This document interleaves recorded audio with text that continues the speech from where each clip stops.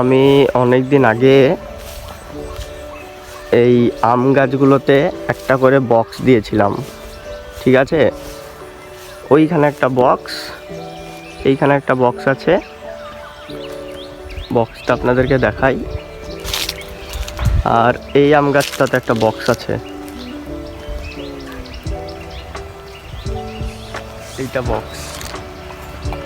এবার এই বক্সের ভিতরে আমার মনে হচ্ছে যে পাখিতে ডিম দিয়েছে।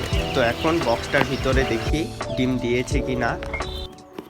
মাশাআল্লাহ, আমরা ডিম দেখতে পেয়েছি। আর এটা 4টে ডিম আছে, এখানে 5টা ডিম আছে, 5টা।